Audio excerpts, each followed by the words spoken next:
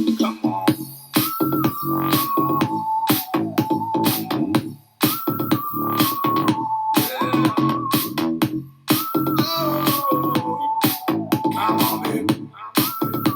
Dialogando Física, e na aula de hoje falaremos sobre calorimetria. Pega o seu material, se organiza, a aula já vai começar. O calor no sistema internacional é dado em joules ou fora da escala como caloria, né? Então, quando nós nos alimentamos, sempre tem nas embalagens a quantidade de, exemplo, um suco, quantidade de calorias que você vai obter ao ingerir aquele suco, a quantidade de calor, a quantidade de energia que o seu corpo vai obter. Então, mudando os paradigmas que calor não poderia ser uma substância, mais à frente, com o decorrer dos estudos aí, hoje nós entendemos que calor é uma energia, e não é qualquer tipo de energia, uma energia térmica, que é transmitida por ondas eletromagnéticas. E as ondas infravermelhas, que a gente chama de ondas de calor, somente elas que podem ser transmitidas por ondas eletromagnéticas, tendo essa característica de liberar energia térmica. Bom, sabemos que caloria é o quê? É a quantidade de calor que 1 grama de água pura deve receber sob pressão normal para que a sua temperatura seja elevada de 14,5 graus Celsius para 15,5 graus Celsius. Então, fazendo esse cálculo, chegamos que 1 caloria aí, 1 quilocaloria, remete a 1000 calorias ou 10 à terceira caloria. Chegamos agora em calorímetro. O que seria calorímetro?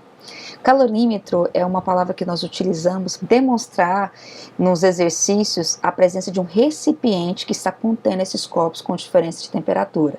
Então, calorímetro é um recipiente termicamente isolado, ou seja, a tendência é que ele não deixe nem entrar energia externa, nem sair a energia interna, sendo trocada por aqueles corpos com diferença de temperatura. Então, ela evita a troca de calor entre o seu conteúdo, o que está dentro dele, e o meio externo. Então, nós temos aqui uma imagem aqui do lado sobre um calorímetro, tá bom? Que é esse recipiente que vai tentar conter essa energia interna lá dentro e não deixar ter nenhum agente externo para influenciar na troca de calor. Em princípio, um calorímetro ideal não deveria trocar calor com os corpos no seu interior, mas na prática isso não acontece. Portanto, em alguns casos, vamos considerar a capacidade térmica do calorímetro no equacionamento da troca de calor, ou seja, não existe nenhum recipiente que consegue armazenar por muito tempo o calor, manter aquela substância quente por muito tempo ou manter aquela substância fria por muito tempo. Acaba que ela dispersa essa energia por um dos tipos de processo de transmissão de calor que veremos aí à frente. Por isso que quando nós temos, por exemplo, a garrafa térmica não consegue conservar por muito tempo aquele calor. Ela consegue conservar 8 horas quando a substância é fria dentro dela e 24 horas quando a substância é quente. Passou disso, ela sempre vai estar variando e ela vai perdendo a quantidade de calor à medida que vai passando o tempo, porque ela não é um calorímetro ideal, ela não é um recipiente que consegue fazer com que aquela troca permaneça lá dentro, né, e não esteja nada sendo influenciado de forma externa. Seguindo aí, então nos exercícios, em alguns exercícios ele considera essa perca do calorímetro que a gente vai ter que adicionar nos cálculos aí. Então, olha, a garrafa térmica é um tipo de calorímetro que eu falei para vocês, e a finalidade dela é isolar termicamente o conteúdo dentro dela. E aí ela tem alguns mecanismos que tentam evitar essa troca de calor, tá?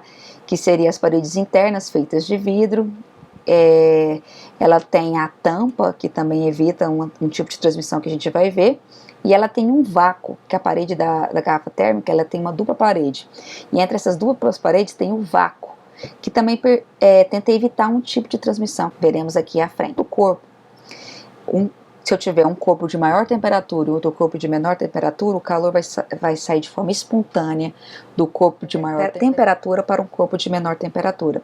Mas quando que isso para? Quando que isso cessa? Quando chega o equilíbrio térmico, né?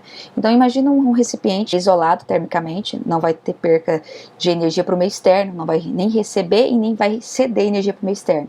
toda a energia entre os corpos que estão lá dentro vai ficar lá naquele sistema.